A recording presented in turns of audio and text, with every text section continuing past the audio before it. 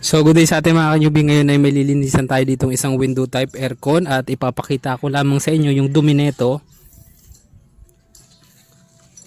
So estimated nung ating customer ay nasa 4 years na itong hindi napapalinisan at yung kanyang compressor ay medyo kinakalawang na. So dinala natin ito dito mga kanyubi sa shop dahil nag-repair din po tayo dito. Ito po yung nirepair natin na hindi umaandar ang kanyang compressor, no? So umaandar after a seconds namamatay at nung natuklasan natin capacitor lamang ang problema. So pinadiretso na ito ng customer natin na palinisan dahil nga may karumihan na rin. Kilala kong kaliskis mo. Oh. Okay.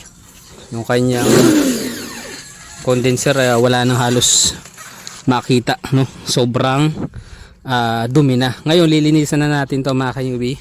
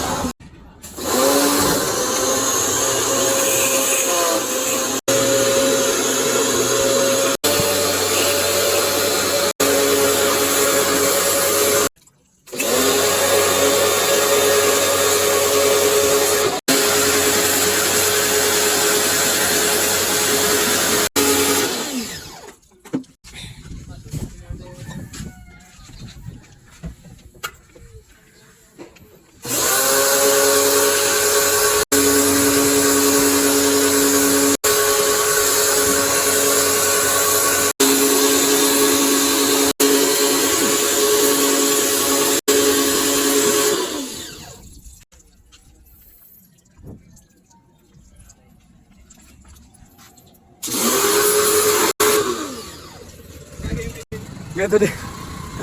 Sabi ko.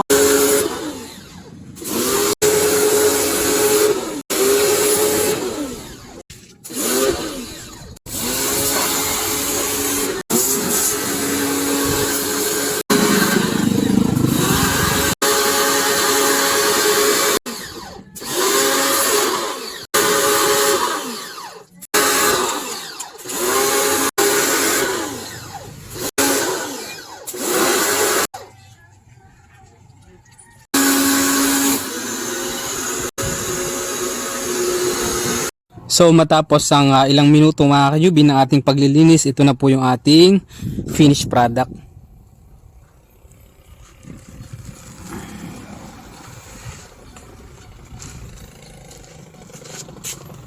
Wala kaming pakialam! Then maya maya lamang ay ibabalik na natin itong ating controller at papaganahin na natin ito mga kanyubi. At titingnan natin kung medyo gaganda o gaganda yung kanyang lamig. Pinasok na natin yung ating nilinisan na window type aircon mga kanyubi dahil sobrang napakainit dun sa labas, para tayong sinusunog, no? Ngayon pinasok natin ito para mabuo natin ito ng maayos at ito, nasalpak na natin yung bagong capacitor. Maya maya lamang ito ay papaandarin na natin. So ngayon dahil nga ito ayos na, malinis na yung ating aircon, gagawin natin, magpa-final testing tayo. Titingnan natin kung aandar to. Okay, 1. Tingnan natin. 1, 2, 3, go. So umandar yung ating aircon. Yun oh, lamig oh. Lamig.